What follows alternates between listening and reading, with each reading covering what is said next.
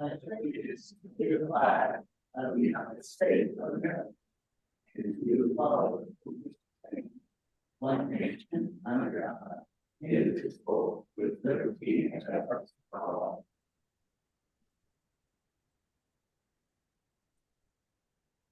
Good evening, everyone. Roll call, please. Alderman Alder. Here. No. Alderman Flores. Here. Alderman Galloway. Here. Alderman Hutchinson. Alderman Owen is absent. Alderman Snyder. Here. Alderman Snyder. I'm sorry, 1 second. Okay, I have him on the screen. I see his name, but we have to see him. Yeah. And hear him. So, Alderman Snyder, can you hear us? I can hear you perfectly fine. Is he muted?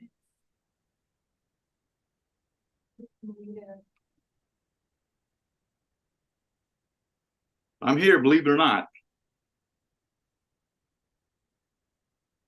Alderman Snyder. I'm here. Alderman Flores is going to text him and see. Can you? I don't know. You can ask him to unmute. I can hear you. Yeah. He said he could hear us. Oh, yeah. Okay. I asked him if he could turn his video on. We need him to do. Okay, yeah, we need to see him. It came up. It says I'm hot.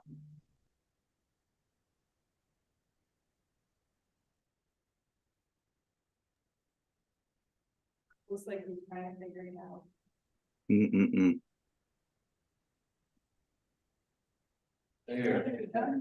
How about now? But Alderman Snyder, we cannot hear you. Well,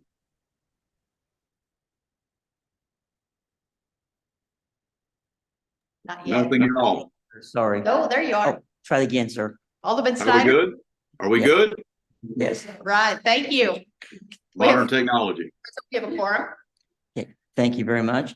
Okay, we move now to the approval of the minutes of our previous meetings.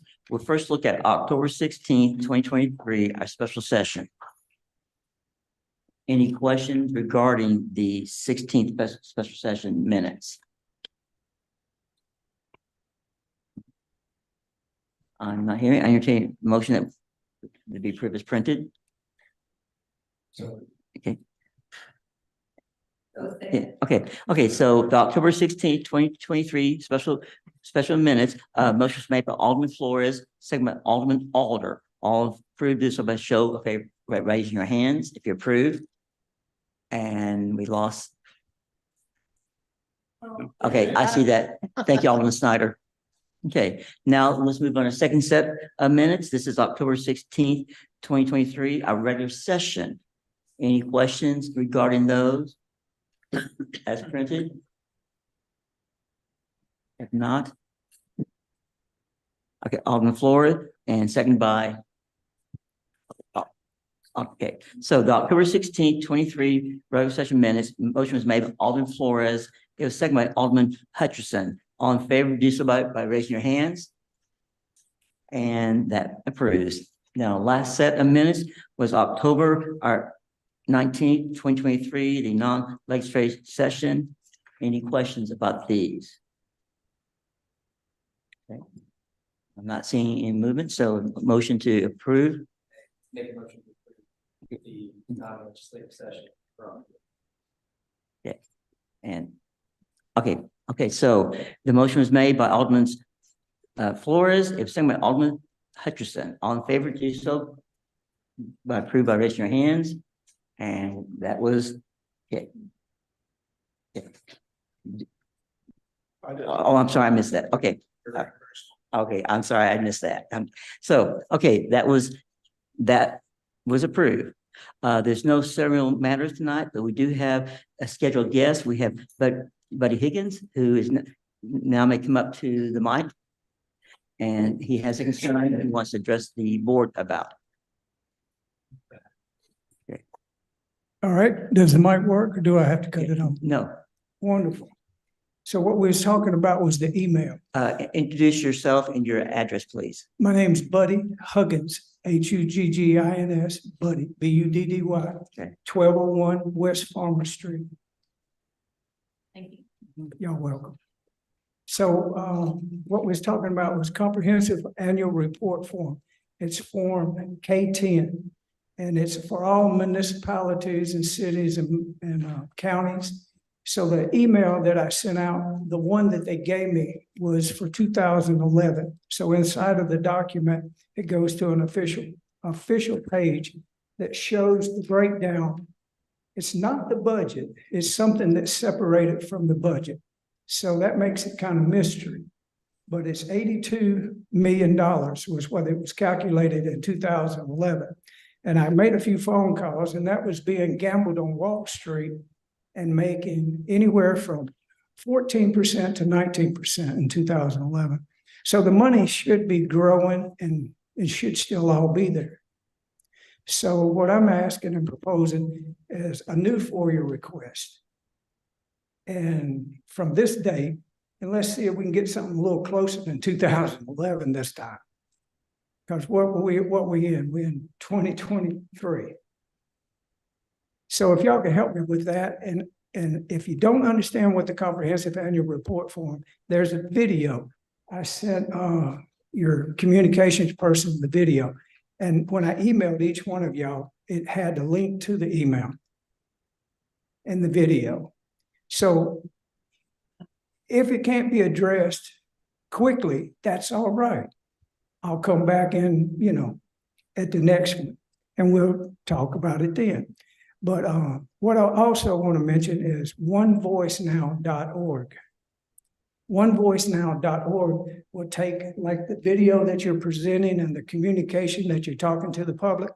And it's a possibility that if we get the right people behind us, we can put it on PBS in Springfield. It might not come on until late at night, but it'll come on PBS. And then we could actually have a way for the public to really see and hear what y'all talking about. Because there's a person with a learning disability, dyslexia, dyscalculia, and graphia. In other words, I can't read or hardly write. So a lot of things y'all say, I can't make heads or tails out of it on the website or nothing. So what onevoicenow.org would give us is an ability for you guys to be interviewed and talked to. And y'all can give the actual, like if you can get it across to me what you're doing, then maybe the rest of the population in the city and the surrounding area will get it and understand what you're talking about. Because a lot of things y'all doing, I can't make heads or tails out of it. So are y'all willing to think about that, work with me on that? Onevoicenow.org. It's actually a really good idea. It's not my idea, it's David Frank's idea out of South Bend, Indiana. And he asked me to, bring it up to y'all tonight while I was talking to y'all about the comprehensive annual report form. So are y'all familiar with the form?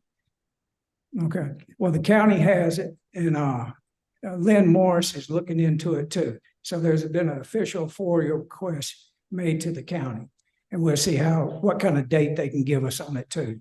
So even the schools have it. So it'd be interesting to get somebody to talk to the school board, and let's just see how big theirs is. At the city, it was 82 million back in 2011. It should still be a pretty good chunk of money in there. And, we might need all that money coming up here pretty soon. I think something's changing about the finances. Are y'all aware of that? A reset? Are you aware that the banks are failing? Are y'all aware that our money might not be worth nothing in the next month or two? Okay, well, I can get you up to speed on all that if you just come to buddyhuggins.com, start following my YouTube channel, and you'll see videos that I'm doing about the subject. And there's a lot of people that are worried about it, but actually on the backside of the reset, things are going to get good. But between now and then, things might get kind of bad. So if it's if it's bad and everything like shuts down, we'll meet at the OC every Saturday from like 10 to 12. And we'll have people there with ham radio operators. They got a skip. I think it's a military thing called skip. And it can reach New York and California and literally have a way to see a picture of it. Okay. If the internet goes down, it'll be available. Well, sir, we appreciate your coming tonight, your concern, and your initial concern was regarding the $82 million. And so you kind of gone to a new subject, but we do appreciate what you present. We're going to look at that and study it. So I do thank you for your time, sir. Appreciate it. Did. I'm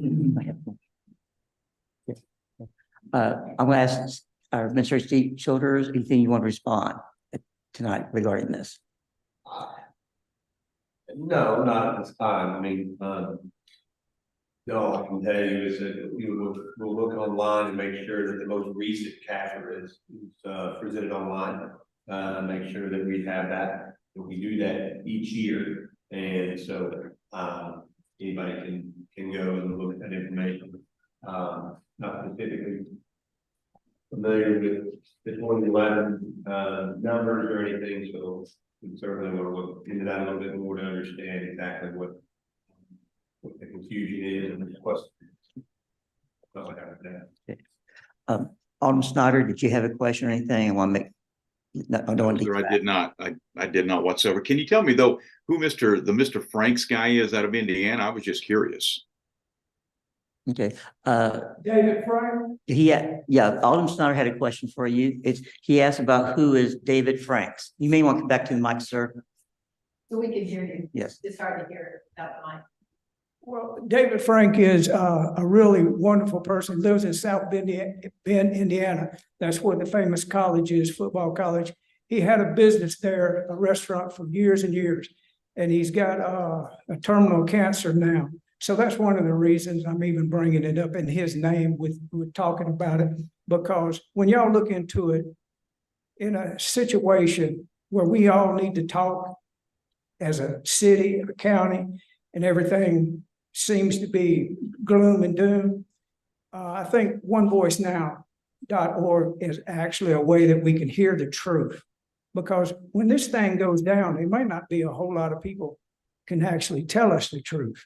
Right now, they're telling a lot of lies, but I'll leave it at that. That's where the idea came from. And it does go kind of in hand with the CAFR, but it is two subjects. Thank y'all for being kind enough to talk to me about that. Appreciate it. Thank you, sir. Thank you, sir. Okay, we'll then move on now to our first readings of resolutions, and these all are open for public discussion at the appropriate time. The first new bill we have is bill number 3493. Your Honor, I make a motion. We place bill number 3493 on its first reading by title and description only, please. Second. Okay, so bill number 3493, first reading by title only. Motion was made by Alderman Snyder, second by Alderman Flores. All in favor to discuss the motion, bill number 3493, do show by show of hands. And it carries. An ordinance authorizing the city to enter into a contract with CTC Disaster Response Incorporated for tree removal services. Okay, I believe John McCart has some comments from this for the staff. Yeah, and I have a short presentation I was gonna show you guys.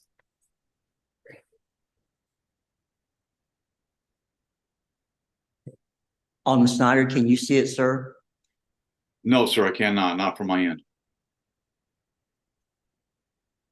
How about now? Can you see it? I cannot. I'll just listen to the audio. Okay, Director Jennifer is working on trying to get that share for you, sir. Got it. Thank See you. it, sir? Yes, sir. Thank you. Okay, very good. So you may remember that we came to you guys and to go after a grant through the MDC, Missouri Department of Conservation, the Community Habitat Grant. And We were awarded that grant, so I'll talk a little bit about that as we go forward through this, but this is just for the contract for the removal of the trees. We had 2 bids go through. Oh, it's not. You want to go to the next one? I'll show you the kind of the location and the 3 areas. Okay. As you can see circled in red, we have a lot of trees along the river right there that's going to be removed. Also, there's a large tree that's over by the ball field right along Riverside Road. That's one of them. You'll go to the next one. And then you can kind of see down there where the screen's kind of hiding it, but there's another one up by the other ball fields along the river. And then in Neil Brew Ballpark, there's a cluster of them right there. So all those areas will be affected. There'll be 24 trees taken out. We had, you want to go to the next slide? We had 2 people or 2 firms bid. We had CTC Disaster Response. They were the low bidder. And then we also had D&E Outdoor Services. So they were awarded the bid. And I want to touch on the grant real quickly. Originally, we thought it was a 75-25, or that's what we went after. However, good news, Missouri Department of Conservation came back. We got a 90-10, so you can kind of see the cost difference, $29,760. The grant reimbursement is $26,784, which the city will only have to be contributing $2,976. So that's a really good cost savings for the city of Ozark, and it's just a really good relationship that we continue to have with the Missouri Department of Conservation, these grants that we're going after. So I would like to, say thank you to Missouri Department of Conservation. So at this time, if there's any questions. Yes, I see Alderman Snyder. Hey, Mr. McCart, excuse me, once the grant is actually awarded to us and we receive it, how long before we get to start the process on the removal of those trees? Yeah, so it's a reimbursement. So we won't actually see any of the money from Missouri Department of Conservation until the work is completed. We will then pay for it, and then they will just reimburse us at final invoice. But we cannot start the project till November 1st. So the company CTC Disaster is actually ready to go as soon as we get notice to award. So hopefully the 21st of November after the second reading, if everything goes smoothly, that's when they plan on attacking this project. All right, thank you. You're welcome. Because when that, because of regulation regarding bats, we have wait till. Yeah. Yeah. Because we have, you can't go in there and take these trees out certain times of year due to bats. So yeah. Okay, I don't have, I'm sorry. Doesn't matter. Okay, we'll do it. Alderman Alder. I just wanted, can you go back to one slide about 3, the one by the river? Yeah. Yeah, is that, wow, do all those trees have to come out? Yeah, they're all dead already. They've already been affected to the point. And we had a gentleman by the name of John Skinner with the Missouri Department of Conservation come down and do an analysis on all these trees, and they deemed that all these trees need to be taken out due to the ash borer beetle. Is there any plan to replant or replace? So going into next year, we are looking at another grant opportunity to provide trees in the park and replace all these trees that were taken out. They may not be planted in the exact same area, but we are going after some funding to provide some plants that are not like seedlings, but actually very good sized trees to replace these. Do you have an idea of what kind of trees we would be looking at? Yeah. I mean, if we could replace them as ash trees, that would, I think the Missouri Department of Conservation would be more apt for that. Oh, But really? really just anything we can get our hands on and get a good deal on at this time. But it would be a native species. Okay, thank you. Alderman Galloway.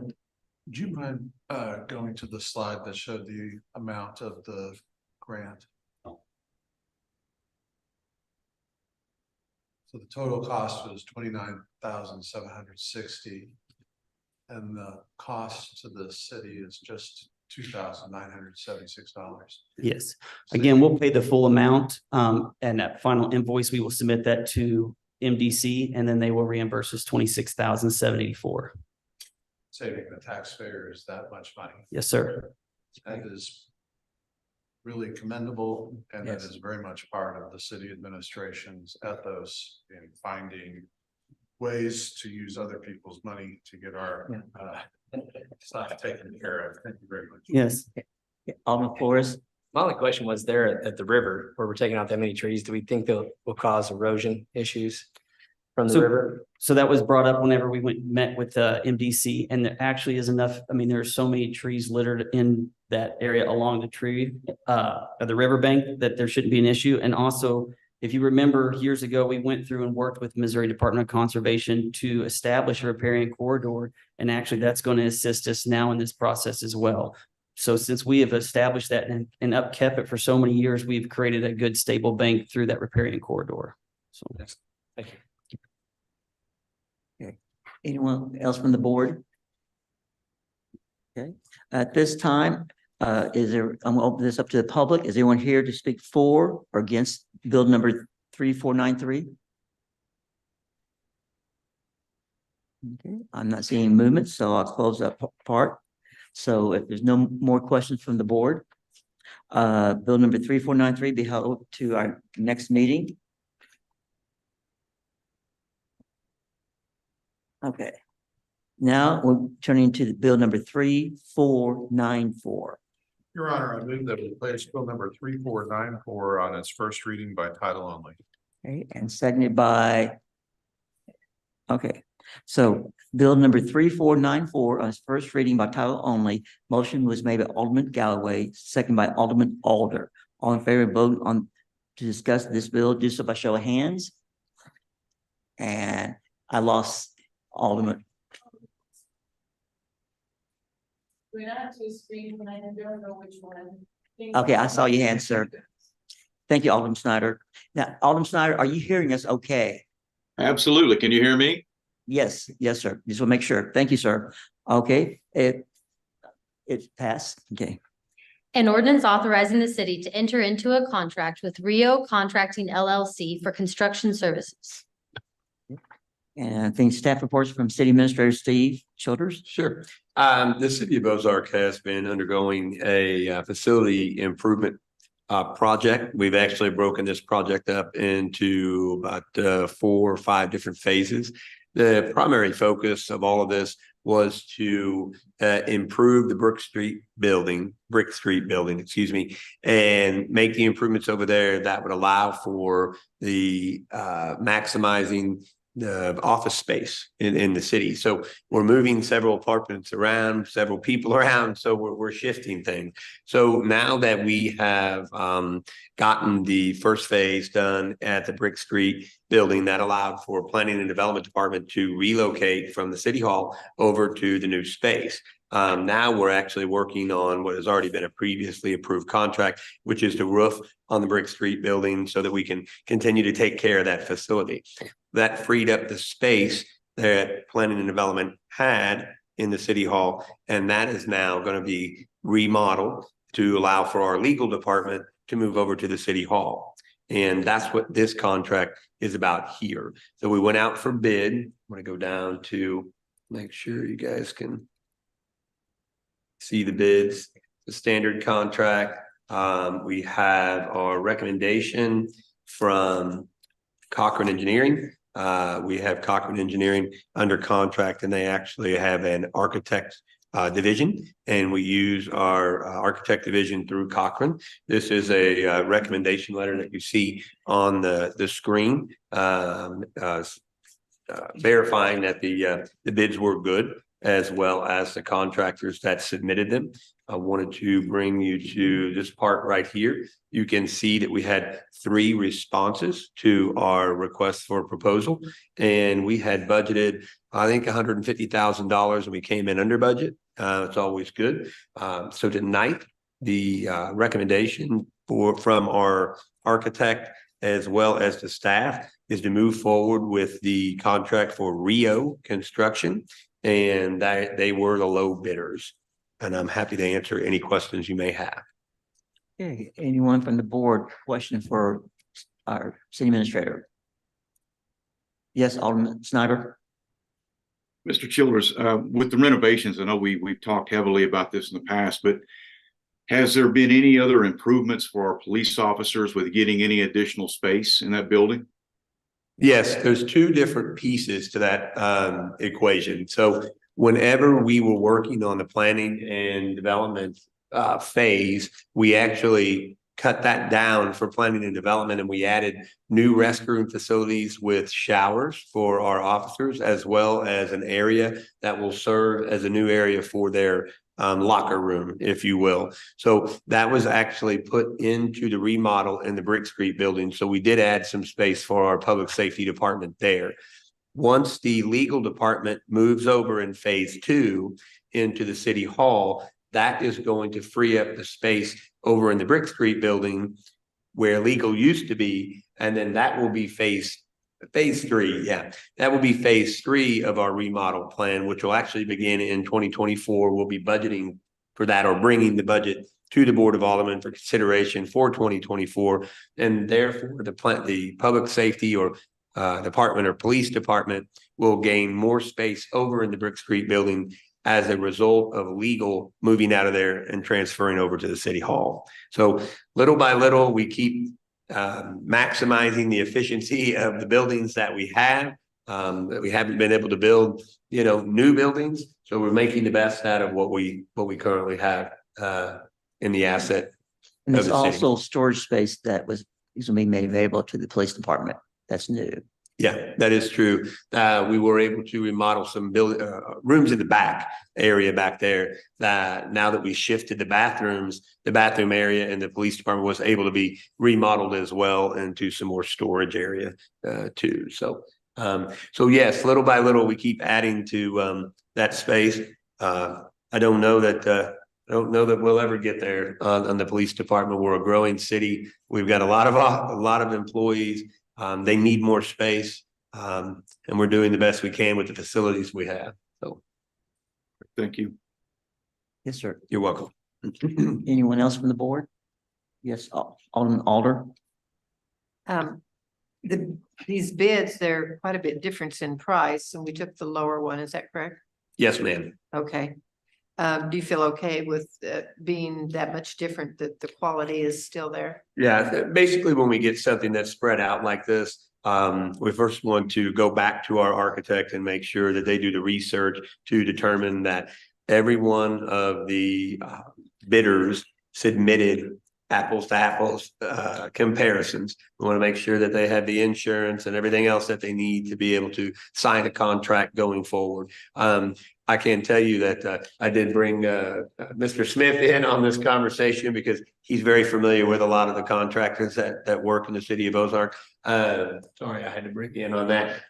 But I did have him sit in on the bid openings, and he feels, as well as our architect, that all 3 of the contractors are very capable of doing this, and we have no concern at all with Rio Construction.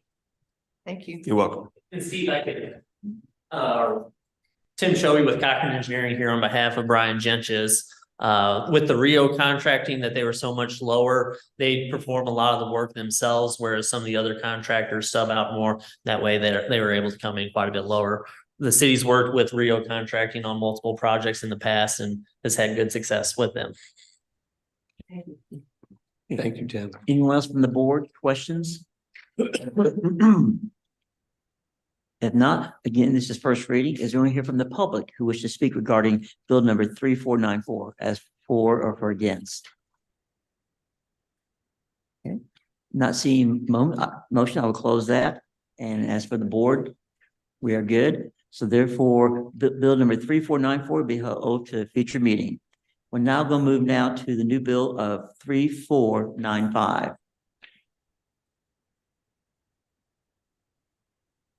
Your Honor, I move that we place Bill 3495 on its first reading by title and description only. Okay, so bill number 3495 on first reading by title only. The motion was made by Alderman Flores. It was seconded by Alderman Galloway. All in favor of voting on this bill, do so by show of hands. And it carries.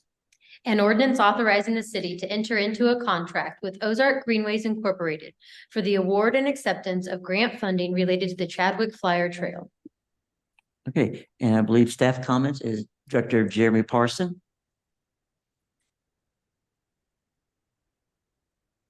Good evening. Evening. You all know that I can talk about trails for days and days, but I want to introduce you to someone this evening. This grant opportunity and the grant award is largely due in part to what Mary Cromrie and Ozark Greenways have done. And you have seen their logo so many times. You've seen them mentioned in presentations, but we couldn't do this without them. And if you'll remember, we did identify a gap, and this is for the overpass phase specifically. We identified a gap in funding, and Mary does what she does and gets money. So, and I'll let Mary kind of talk about the grant application, and you'll get to know her a little more. I know that a few of you know her, but I'll yield my time.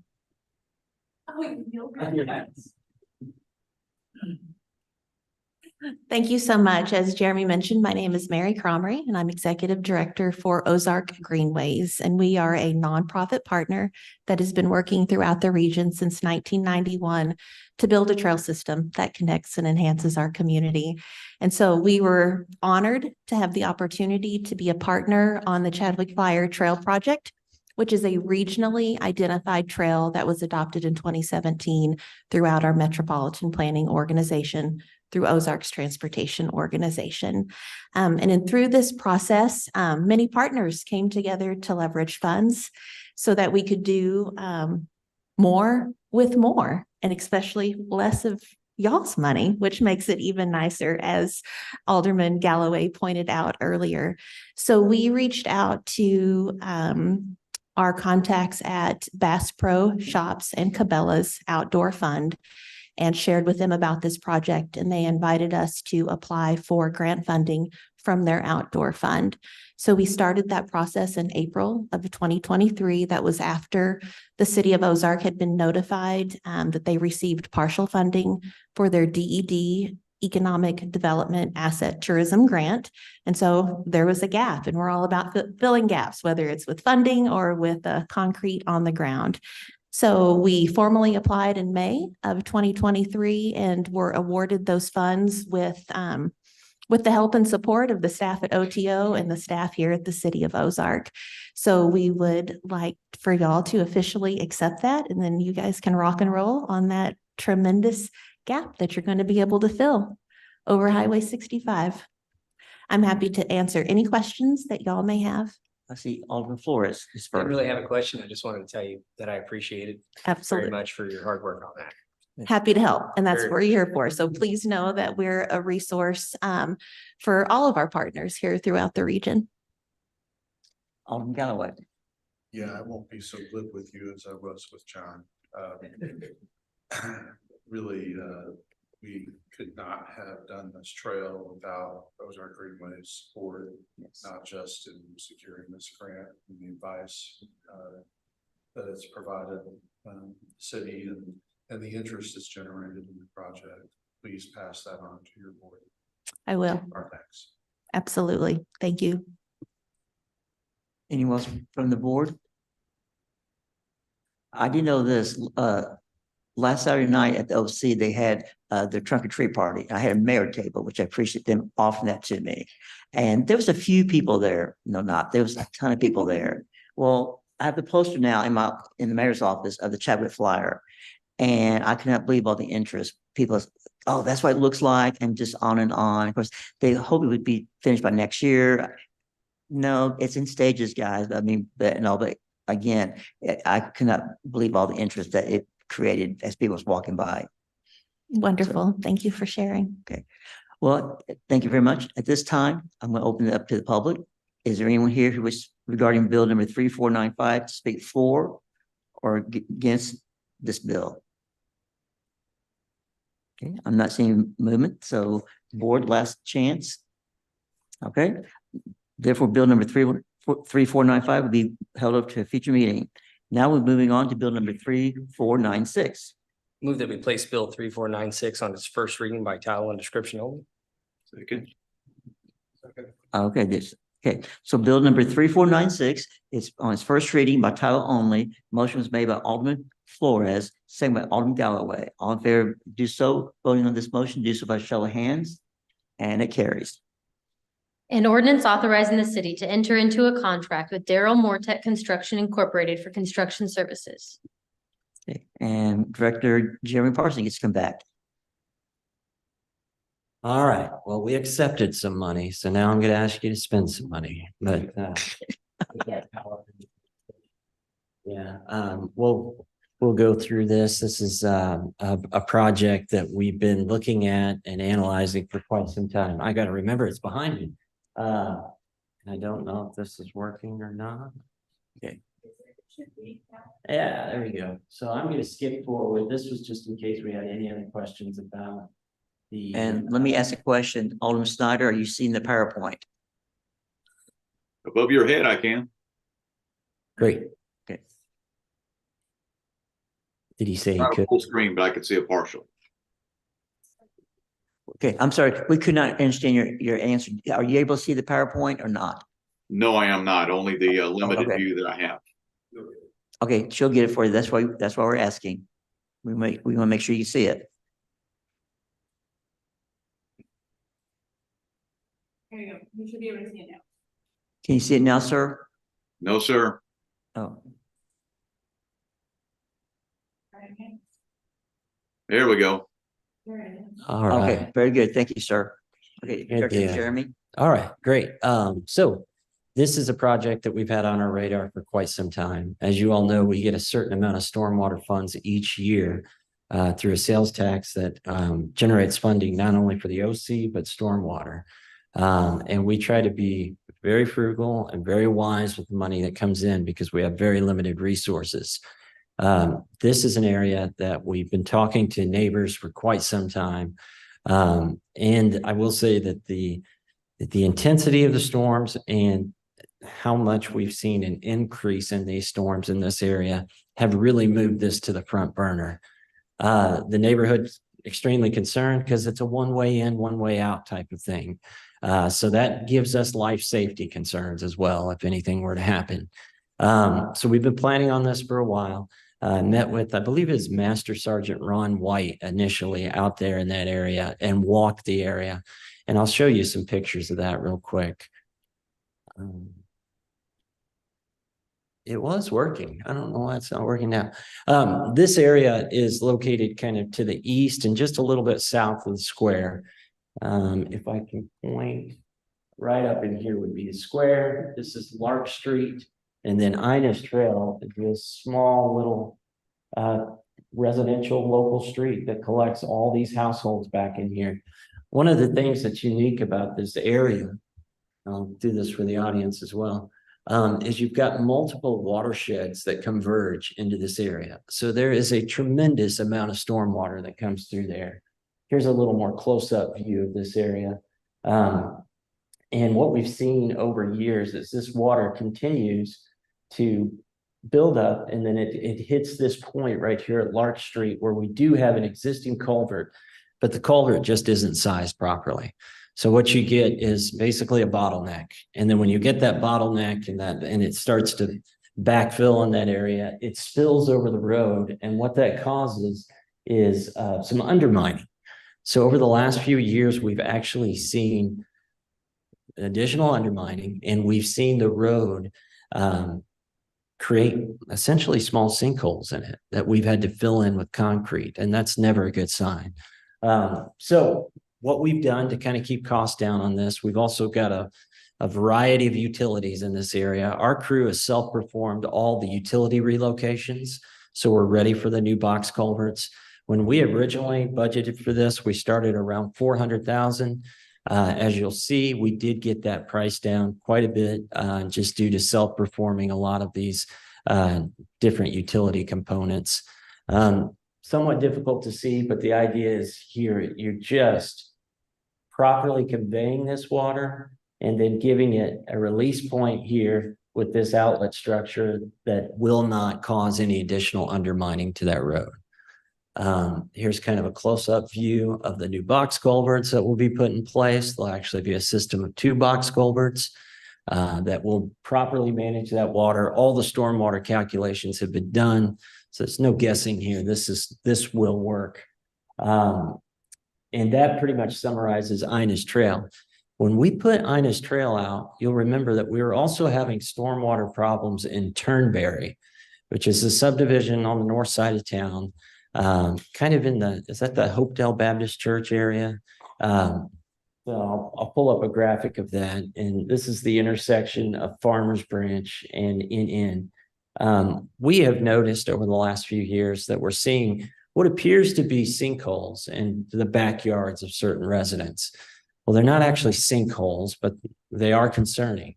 What you've got is a system of underground stormwater conveyance pipes that have actually collapsed. So you see these big indentations where the pipe has collapsed on itself. When we went to go out to try to get a contractor to do this job, we had no response whatsoever. So what we did was we packaged it with the Inus Trail project so that it would be appealing to contractors. So that's why you're kind of seeing a package deal here this evening. But this will take care of two of our most pressing stormwater needs. We still have plenty to take care of, but this will be great to get this accomplished. And I want to go back to the original slide here. When we packaged these together, we put an engineered estimate together about $180,000. Our lowest qualified bidder is Daryl Morotech. That's probably a name that you guys are starting to get familiar with. He's local. And again, like Tim Shovey mentioned, he doesn't have to sub out a lot of his work. He does the work himself, small crew, provides us with a lot of cost savings. So the lowest qualified bidder came in at 144. And here's just a view of the Turnberry area once again, and that pipe that we'll be replacing in those backyards. I know some of you have been reached out to by the residents in this area too, so it'll be good to get that off the books. Just a summary of quantities, and here's our bid tab showing the lowest qualified bidder with Rotec being right there at 144. And that's it in a nutshell. But as I said, this will be a great one to get off the books. So any questions regarding specifics on logistics or materials? Alder, please. If this passes, when do you see this beginning to happen? So at the next meeting, I'm not asking you to expedite it tonight, but at the next meeting, when we get if we get full authorization, we hope to have a notice to proceed that same week. So on the Wednesday following the next Board of Aldermen meeting, and the next Board of Aldermen is 20th, if I remember correctly. And then, so about the 22nd, 23rd, we'll sign that notice to proceed. Do you know how long of a project this is? Should take about 8 weeks total. So it's a pretty quick in and out. Of course, I'll put all the disclaimers out there if it's raining, contingencies and all that stuff. But it's a fairly straightforward project. And there are some logistical challenges because how do you fix a road when it's the only road into your neighborhood? So we'll be doing some temporary measures to make sure that they can get in and out, and that ambulances and other life safety vehicles can get in and out of there. And can you show me the slide, the first one, exactly where that is? Not Yes. Turnberry, but the other. Yes. So if I were to pan out a little bit here, up here where you see kind of the north arrow, that's about, you're heading towards the square. This is the corner of Robertson where we were talking last week about our new sidewalk project. Okay. This is 10th that turns into 11th. This is what we call the old Sparta curve down here. And then Hartley. So it's kind of in that southeast quadrant of town.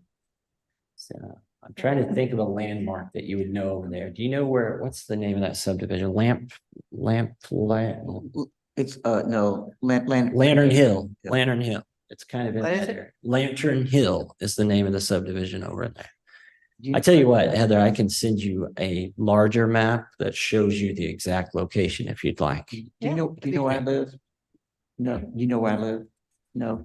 Oh, it's a half mile from me. I thought, okay, yeah, it's just north of me, half a mile. Okay. And well, I'm trying to get you bearing. Is what I meant.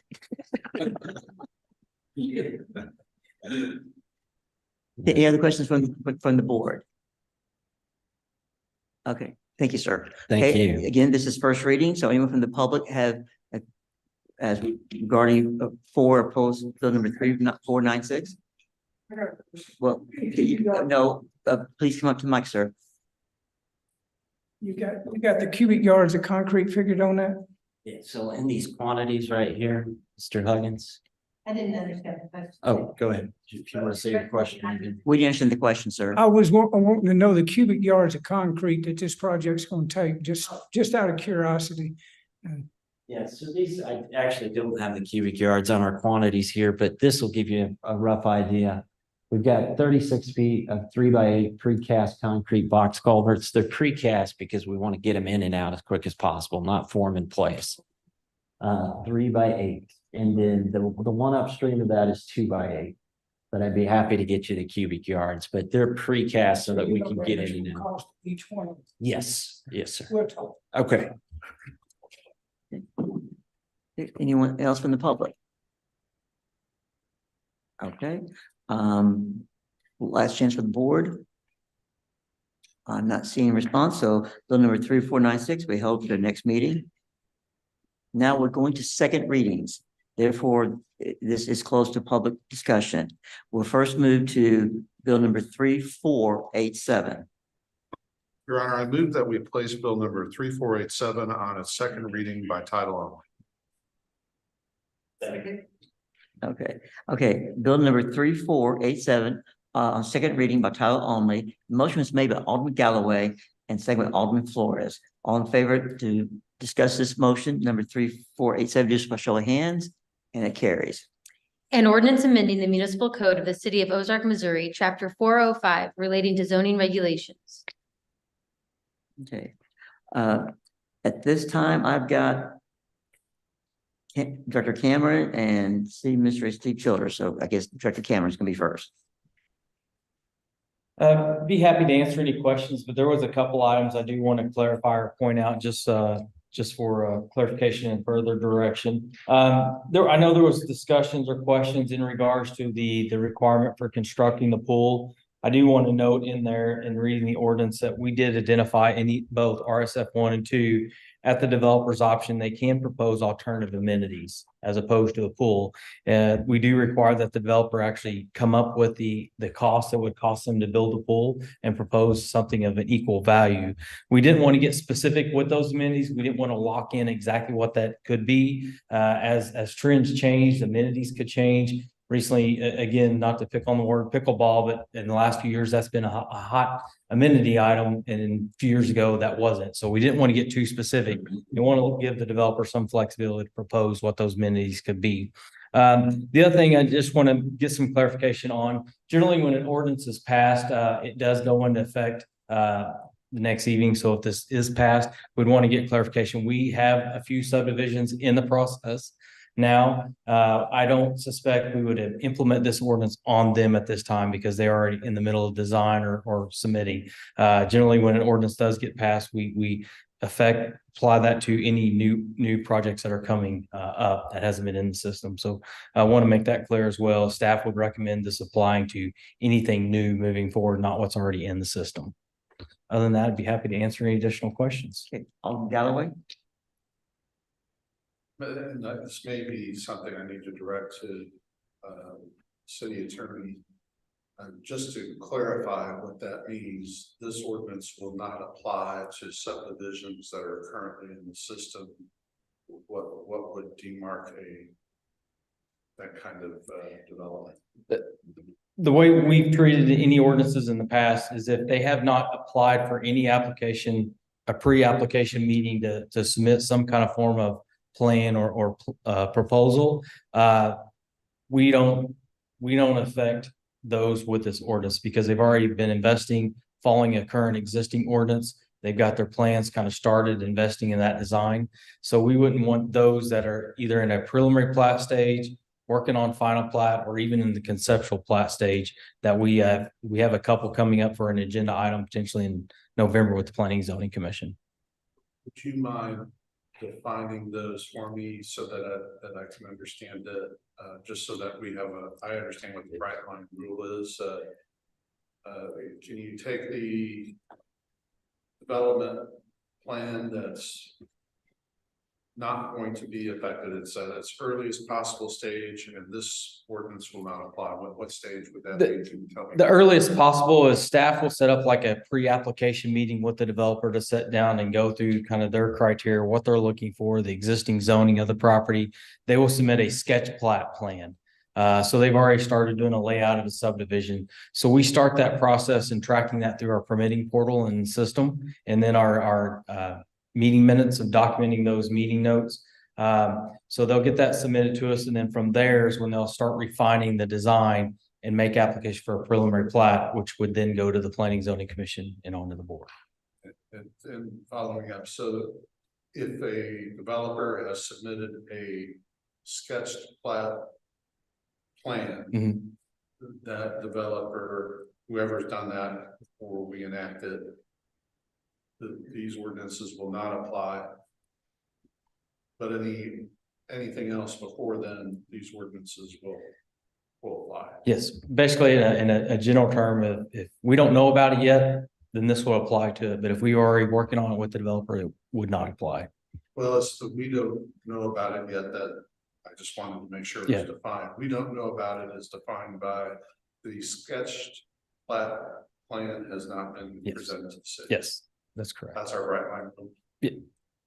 That's not necessarily like a written rule, I guess, if you will, but it means. But for purposes of this. Yes, purpose it is. Implementing it, that is our right line rule. Yes. Okay, Yeah. thank you. Yeah. How many are we talking about? 2, 3, 4, 5 that are in the process right now, sir? We have 2 plats in the process now that would be affected for sure because of lot count. We have one that is in the process, I think is going to fall shy of these lots. So potentially right now for sure 3 that are becoming before the commission. And then we also have a final plat out there that is in the works right now. They'll be making application for final plat. So it's actually between a preliminary plat and final plat stage. But for sure, the board and commission will see at least 3 subdivisions that we're aware of that you have yet to see. Alderman Alder? Just a moment.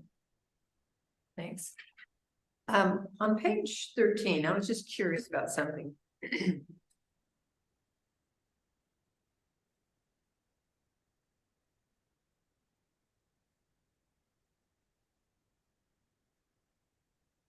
Okay, there. Yeah, I'm watching on the screen to make sure my 13 matches up there. Yes, make sure I have the same page. Okay.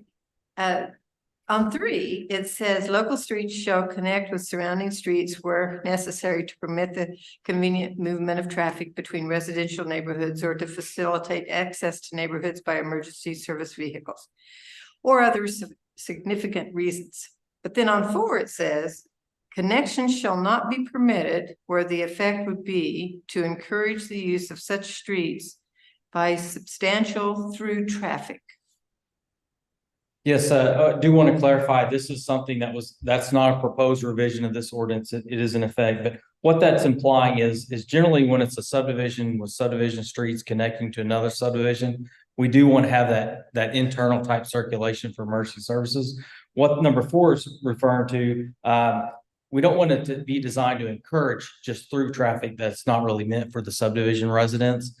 For instance, the tying to like 2 major thoroughfares to encourage that through traffic to bypass an intersection. But we do want to encourage local connection between subdivisions for that emergency services. Okay. Isn't that exactly what Northtown Park is doing with Grand Haven? And that's at a planning level, staff's level recommendation, that is what we like to see because if the fire is called, police is called, they're not going to a dead end. They actually have an alternative way out. Same with residents. If there is for instance, if a road's closed for construction, residents can get out an alternative way. Generally in planning practices, you want to encourage those connections and through traffic. So you do encourage connections that substantial through traffic is going to flow through. But this says you don't. No, I'm talking, we encourage traffic from one subdivision to the next. We're not encouraging unrelated subdivision traffic to be bisecting through. Yeah, I think that's what I'm saying is you have a subdivision and the next subdivision is gonna attach to that subdivision. And it's a through street. You want it to be the main, it's gonna be the main through street. Generally, what we encourage definitely connecting subdivisions, and that's not to get distracted by Northtown / Grand Haven. But yes, when a subdivision comes online, we always ask them to propose future connections to undeveloped areas, or if there's a street, to plan for those future connections. And then if there's another subdivision that comes after that, we ask them to tie into those streets. So we do encourage The those major connections. traffic is gonna go through there.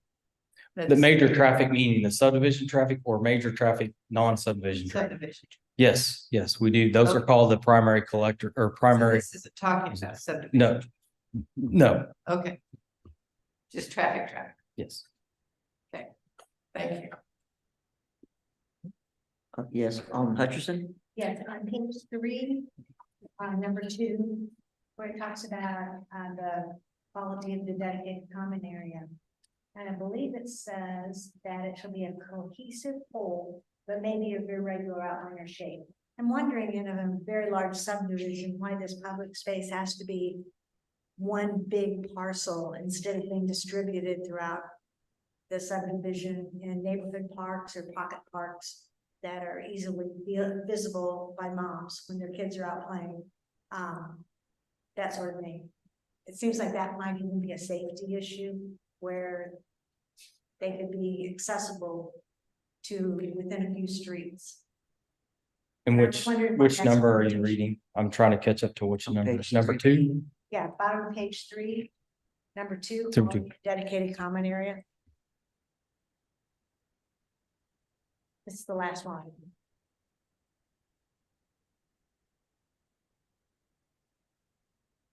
I just wondered why that limitation is there, where it can't be more than one. The common space can't be more than one area.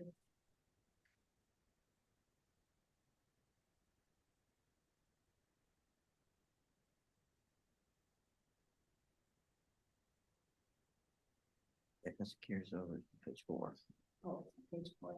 Yeah, I think, yeah, on paper, it's bottom page 3, top of page 4. Yeah.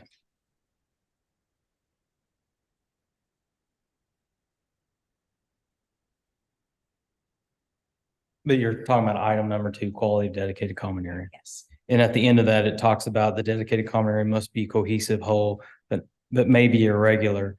In areas we were talking about is we do want that to be a cohesive common area, but there is stipulations once it gets to a certain size. And I think that may be more in RSF2. We do encourage them to break those up if they can.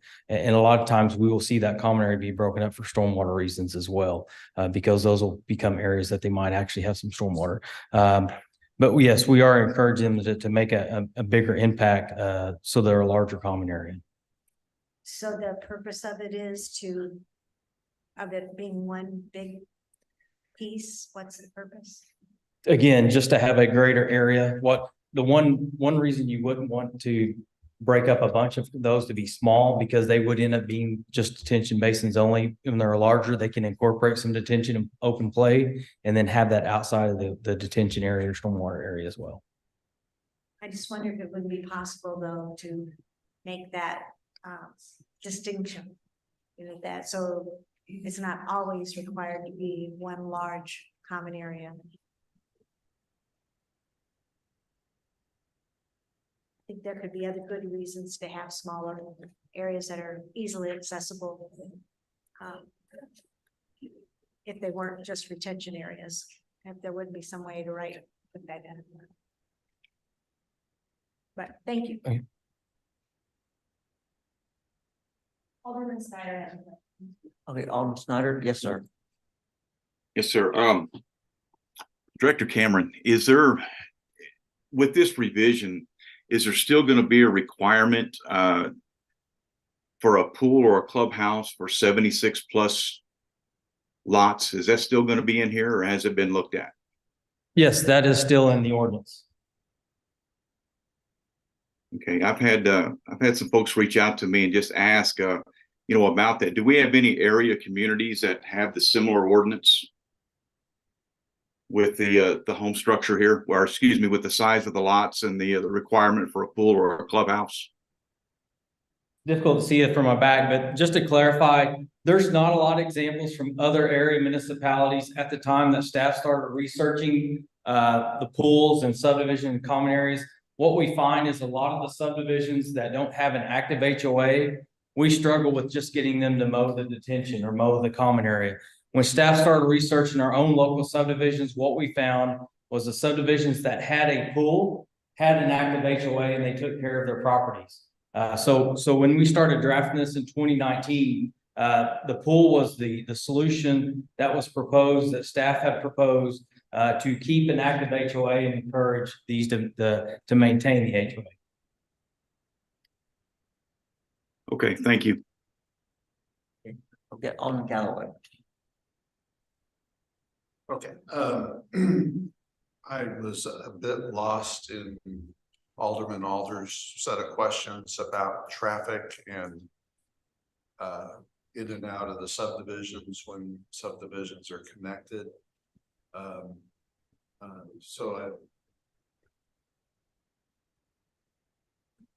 As I understood it, you want it's best practices. I'm asking for some ordinances that if you have adjoining subdivisions that they do link so that emergency vehicles do not strike dead ends when they're trying to get people where they need to be fast. That I follow. Yes. Where I got lost was substantial. They're designed not to be substantial through traffic. And maybe if you could point out to me in this where that was in the ordinance that she was page 13. Okay.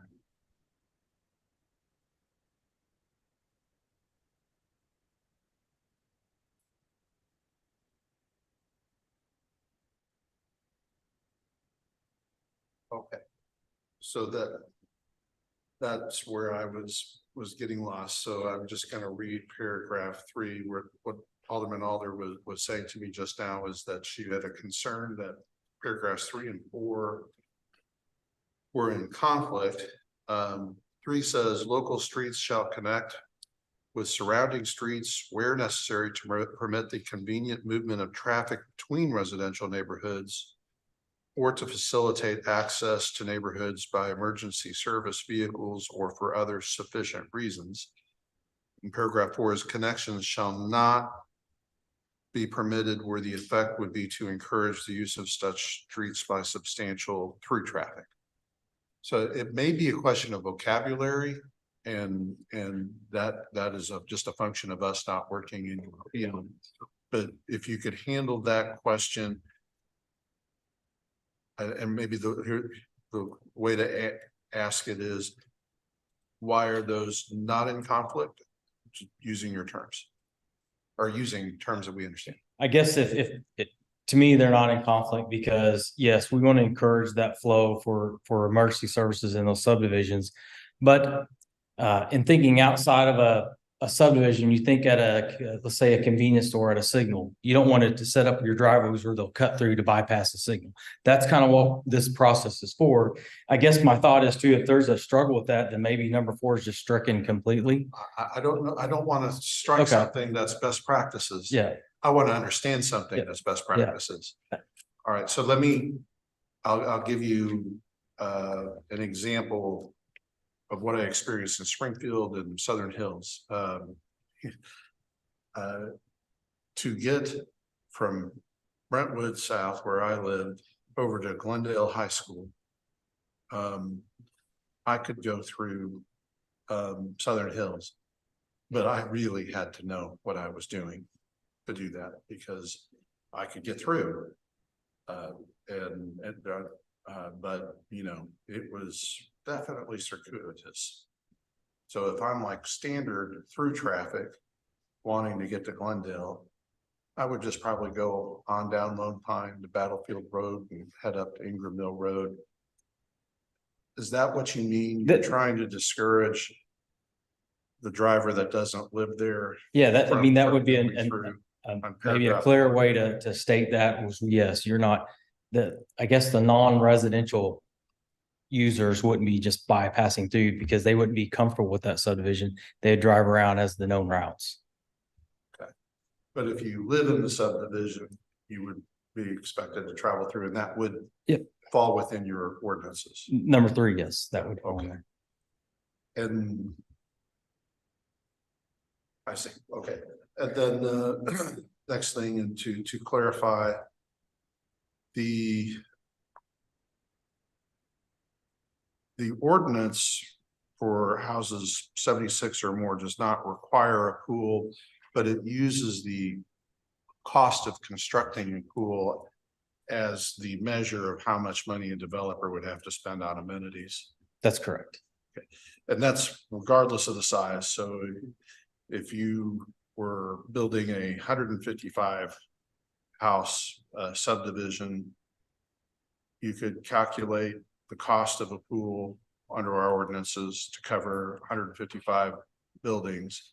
But as a developer, you could say, well, I think I'll put a clubhouse, trail, maybe a little exercise trail or something like that. Swing sets over here to spend the money, and they would propose that to you, is how that would work. Definitely, they would propose to the staff, but also be a proposal to the commission board for final approval as well. But that is correct. And once you hit a threshold of that 76, of course, as you increase lots, the pool will get bigger by the calculation. And so that cost of value would grow as the subdivision gets bigger. For me, and I'm just sounding out this idea, it's an advantage to not really nail down just exactly what amenities would qualify, because the market may demand amenities that we have not thought of. Mm-hmm. And the idea is that the developer would be closer to the market, would know what people would want, and would tend to build amenities that might not look exactly like we think it ought to. So it draws in buyers. Right. Would you agree that this not having those non-pool amenities defined would be an asset for this ordinance, and that it would give developers a great deal of flexibility? Yes, that was the purpose of not putting exactly what the amenities had to be. And that would be how your office would approach it if developers came up with something out of the box but didn't fall within the calculator. Yeah, they would basically approach it with it's coming up that value, propose that, so staff can include it in our staff report when we bring that through. But yes, they would develop that cost and propose those alternative options. On the question of the common area, and this would be mainly for the, well, just for the common area being a single area, just so that I first of all understand how it operates. For most developments, there would be just a single common area. It could be regularly shaped, but it wouldn't be one of several. Is that how the ordinance functions?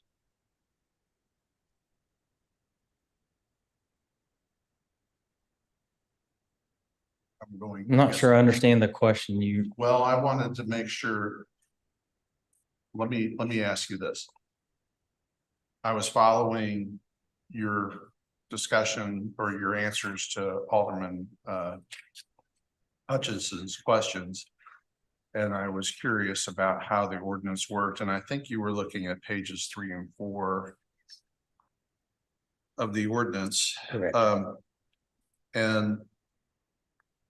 And I just wanted to get the bigger picture on how these large common areas worked under that ordinance, and you can maybe study it for a moment. And then I'll ask my question. Well, I guess the answer would be the same. I mean, again, you're going to calculate your common area size, and we want them to be cohesive so you can tie those together. But you may have a large area here that tapers down to another large area to just disperse through the subdivision to try to capture enough amenity area to treat it. So you're not, I guess, centralized, but you kind of spread it out so the residents don't have to drive the entire or one spot. I suppose, I'm just asking, because I am not a city planner, I don't have that background. That there might be a safety advantage, for people who are making use of the common areas, if it's. I saw in your diagram where it's one and houses are kind of facing it all along the border. I was curious about your response to that. Yeah, so the diagrams I think you're referring to is in the RSF two, which was proposed more at an earlier stage before these common areas were required in RSF one. And that was more geared toward the cluster type development in RSF two of being 3 to 7 units per acre. That way they can maybe cluster those in a small area and then leave and preserve some of the green space. So again, I think those examples are more geared toward RSF two and not necessarily RSF one. Weren't necessarily focusing on just the common area, but more of just a kind of a conceptual idea of how to lay out a subdivision. Okay, I'm following that.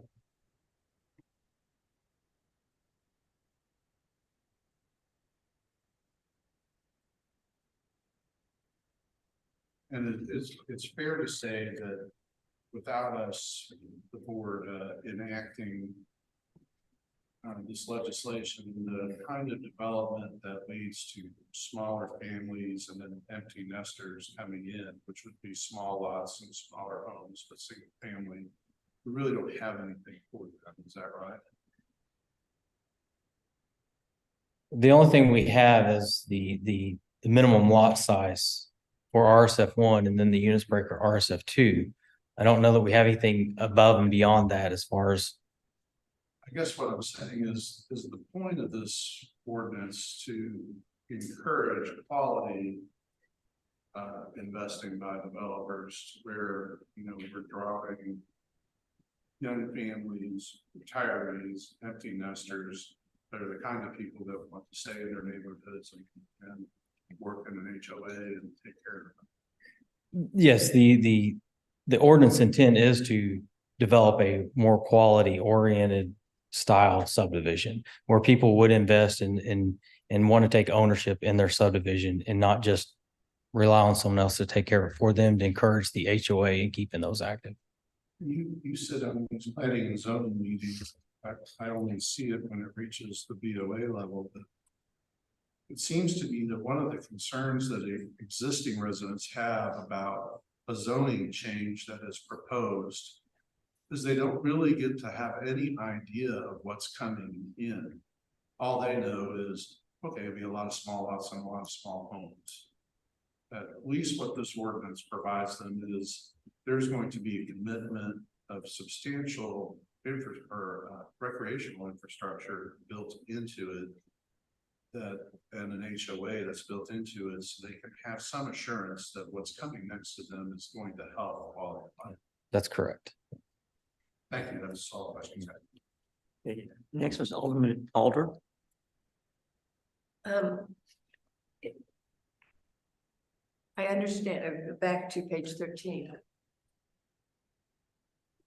I understand your explanation. I wonder if 4 should say something a little different. Maybe it should say, because I wonder if this wouldn't be a point that people could question. Because as a layperson, I looked at that and I thought, well, that doesn't make sense. So maybe on 4, you should say something to encourage, shall not be permitted where the effect would be to encourage the use of such streets by substantial through traffic of people that don't live in the subdivision. Something that says it's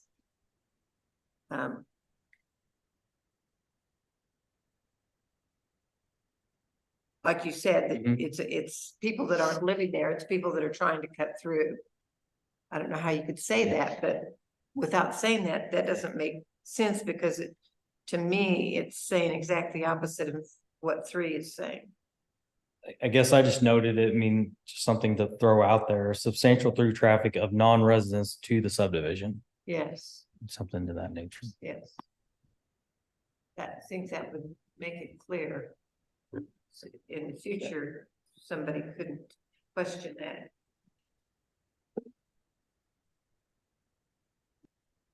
I have a question. We could go ahead and prove this as written, but as for her suggestion, we would come back with a change in the ordinance, correct? Because we cannot, if we change this, this has to go back to first reading, to second reading.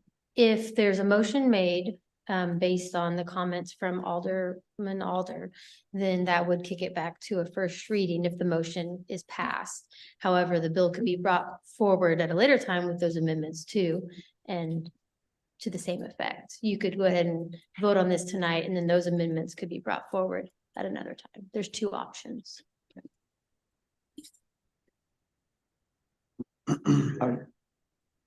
Are you wanting just for night discussion purpose to come back with this change, or you want to make a motion to change it tonight? No.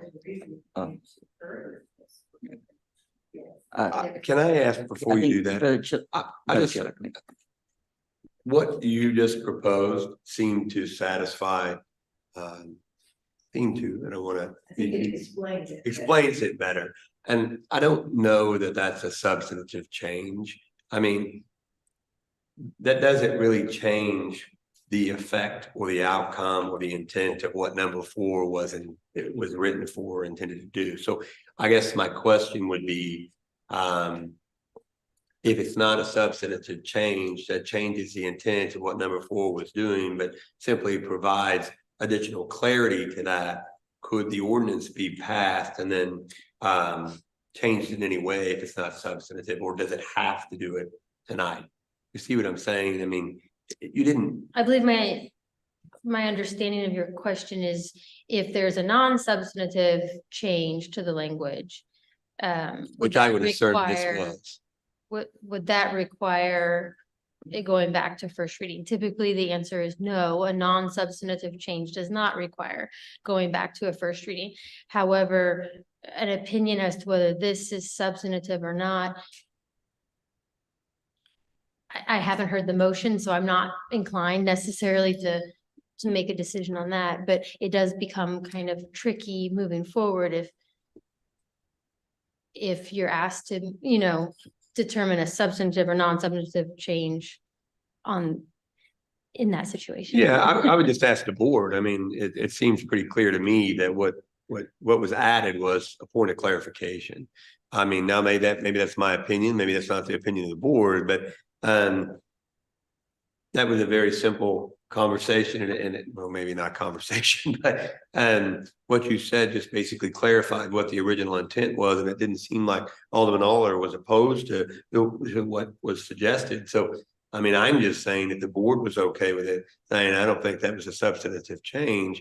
Could that not be modified and not go back to just start the process so we can continue to move forward? I mean, I guess I'm asking the board. I'm not asking you necessarily as the attorney to give me a legal opinion. I'm sorry I looked that way, but I guess I would bring that back to the board, Mayor. Now, I know you had a question. Snyder also has a question. Okay. Okay. Yeah, before we decide, make a decision on that, let's see what the other Okay. questions are. Okay. So. Mine's on a different subject. Okay, so we'll put you on hold. Okay. Alderman Galloway, then Flores, and then Alderman Snyder. Okay. When I asked the questions of Director Smith, it was clear to me that what he was saying effectively was the same thing as what Alderman Alder's clarifying language was, and it seemed to me that looking at you phrased it as clarifying language. And I think that you were just following my question because I was asking the same thing. You're just not wanting people that are not in the subdivisions that are affected by the connection to be going through there by design. We need to say that. It doesn't say that Right. But but you were saying to clarify that because he had said that's how it functioned in city planning world, that language. So my view is that it's clarifying language. He exactly followed exactly how he was responding to my questions about the same thing. That's my opinion. Okay. Alderman Flores. Yeah, I think when I pay attention to the keywords, whether it be local streets, collector streets, or arteries, and I think when you define those three as different, it does read. It does read to Mr. Smith's point as far as I'm understanding it. It just depends on how you clarify the collector streets, what's a local street, and then our more thorough streets, that would be the artery that you want to avoid passing through your local streets and your collector streets. Is that correct? Is that how that would break down? And so when I'm reading it, I think if I don't pay attention to those keywords, it does kind of seem like we're just talking about the same streets over and over again, but that's kind of what's clarifying it for me is, you're talking about collector streets shall intersect with the surrounding collector streets or arterial streets. But then when he goes down to 3, where he's talking about the local streets and how those will work, I think those are the key words there that for me that make it all tie together, and I'm sure, I don't know about your profession, but I'm sure those are the keys the key words for those types of streets that would make that all make sense. Yeah, I mean, you don't want to intermingle the primary or the arterial type routes through your subdivision. Okay, so where I would be looking at that, and I kind of see what you're saying about number 4, and if we could add something on that just to make sure, but I think if that's the way you're looking at those such streets, and that's the way you're categorizing those streets, it kind of gives you 3 levels of what kind of traffic you're expecting to have there, and that's what you're using to define how you would let someone lay it out. Yeah. Okay, so for me, I find it satisfactory on that basis, but. Okay, Alderman Snyder, yes, sir. Well, I believe that any clarification should be made before we move forward to avoid any type of confusion. And I'll tell you, I would simply make the motion to table this until we can get the clarification that Alderman Alder is asking for, that it can be easily read, because I can see where there can be some confusion. But I would definitely make that motion before we move forward to make the amendments before we proceed, to avoid any future conflict with it. So that is a motion to make sure we're on the same page. I am making a motion before we move forward to make these revisions before we move forward to avoid any type of confusion. That point of order, is that motion adopting Heather's language, or is that just a motion saying that Heather should make a motion? No, that is my motion. I'm making the motion that we make any revisions to avoid any type of confusion with the language. That's my motion. Based upon Heather's language. That is correct. Yes, because it seems like there needs to be some clarification with the language. Okay, so there's been a motion. Is there a second to add Heather's clarification statement, which was,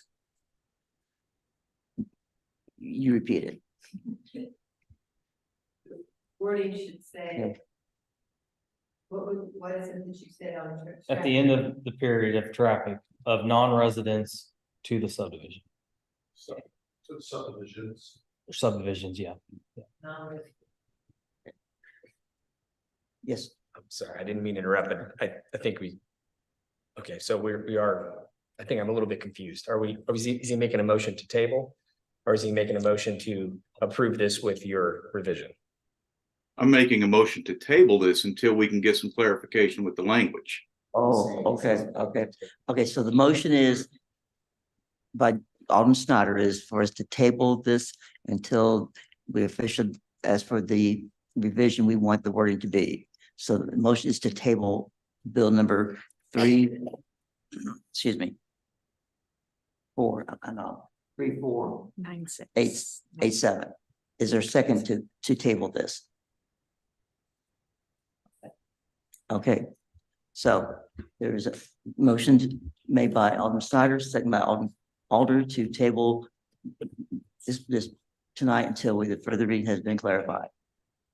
So does this show, is this a show of hands or by roll call? Roll call. Okay. Alderman Alder. Aye. Alderman Hutchinson. Aye. Alderman Flores. Aye. Alderman Galloway. Alderman Snyder. Aye. We have 3 aye votes, 2 nay, and 1 absent. Motion carries. Okay. We'll now move on to bill number 34. I'm so sorry. Yes, you had clarification. Yeah, I just wanted to say to Mr. Smith that writing ordinances is a thankless task because you're trying to anticipate anything that could possibly happen to make it a safe haven, to address any issues that are made that are called to your attention by your day-to-day work. And I want to say thank you for doing a thankless task because often all you get is nitpicked to death and criticized. And it's hard work and I appreciate what Mr. Smith does for us. Thank you. I agree.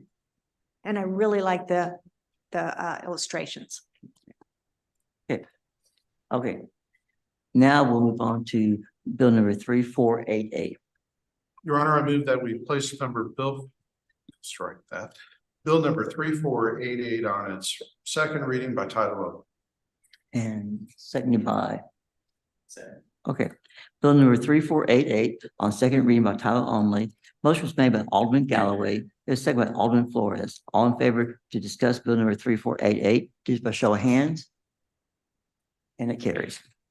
An ordinance amending the municipal code of the city of Ozark, Missouri, sections 410-500 and 410-510 regarding linear park trails and connector trail requirements. Okay, Director Cameron Smith is back to the mic. Just happy to answer any questions if I can. Nothing to add.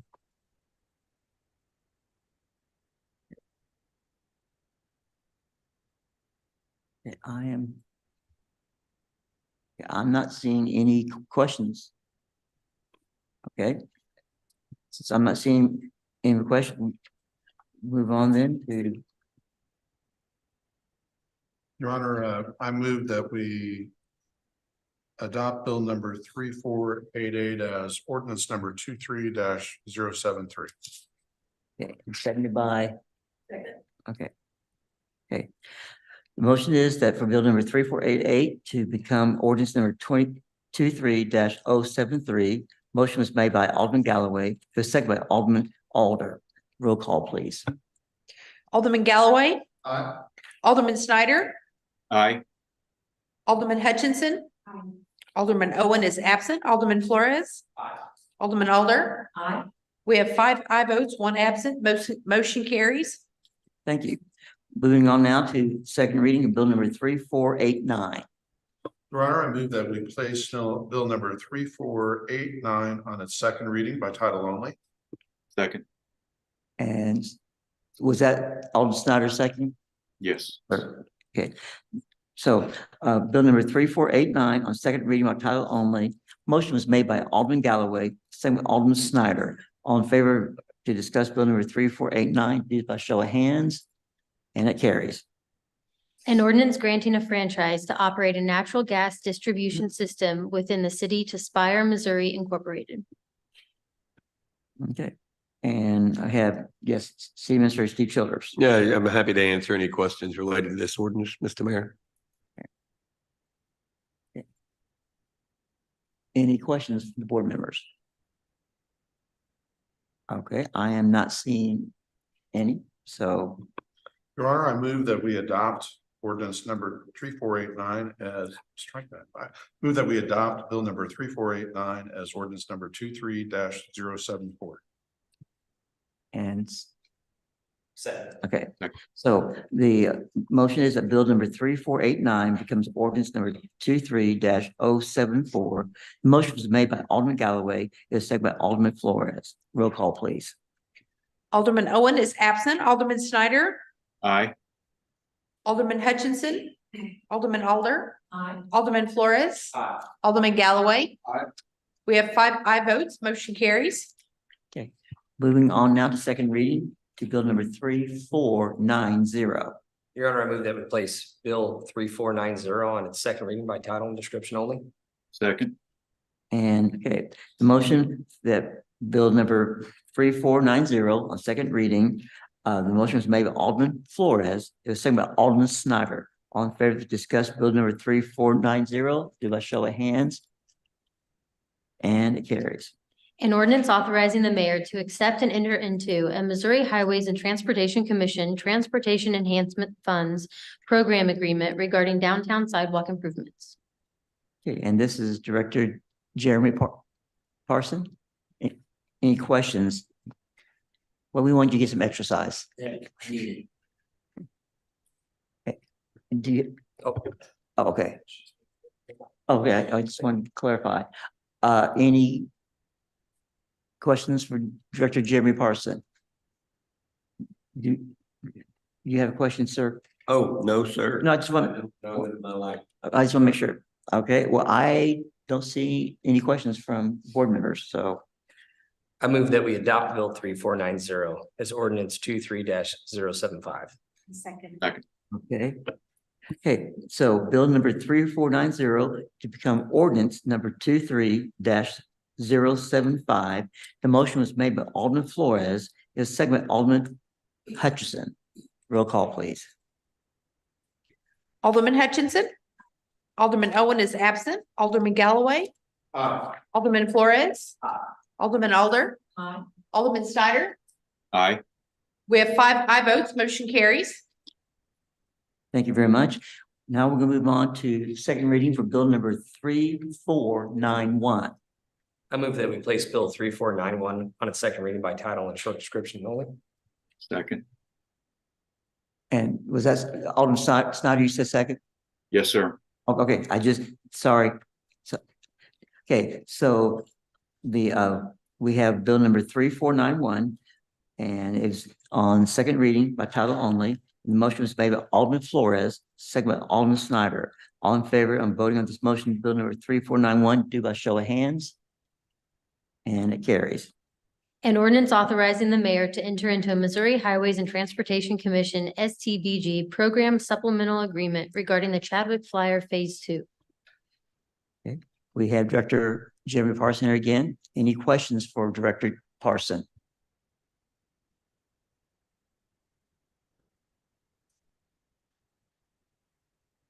Okay, I'm not seeing any, so yes. Your Honor, I move that we adopt Bill 3491 as ordinance 23-076. Okay. The motion is to adopt bill number 3491 to become ordinance number 23-76, made by Alderman Flores, is second by Alderman Galloway. Roll call, please. Alderman Owen is absent. Alderman Alder. Aye. Alderman Hutchinson. Aye. Alderman Snyder. Aye. Alderman Flores. Aye. Alderman Galloway. Aye. We have 5 aye votes, motion carries. Okay, and move to our last second reading bill, which is bill number 3492. I move that we place Bill 3492 on its second reading by title only. Second. Okay, I heard that. Okay, so the motion is that bill number 3492 on second reading by title only. The motion was made by Alderman Flores. It was seconded by Alderman Snyder. All in favor of voting on motion bill number 3492, do so by show of hands. And it carries. An ordinance authorizing the mayor to accept and enter into a contract for a Missouri Highways and Transportation Commission carbon reduction program agreement.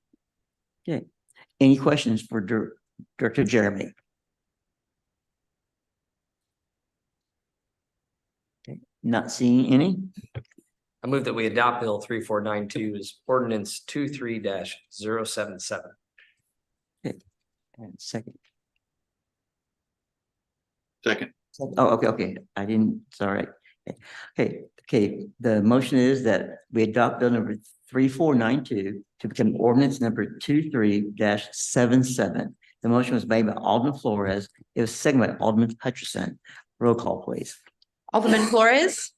Alderman Galloway. Alderman Snyder. Aye. Alderman Hutchinson. Aye. Alderman Alder. Aye. Alderman Owen is absent. We have 5 aye votes, motion carries. Thank you very much. At this time, I City Administrator Steve Childers, anything updates? Report? Yeah, just a couple things.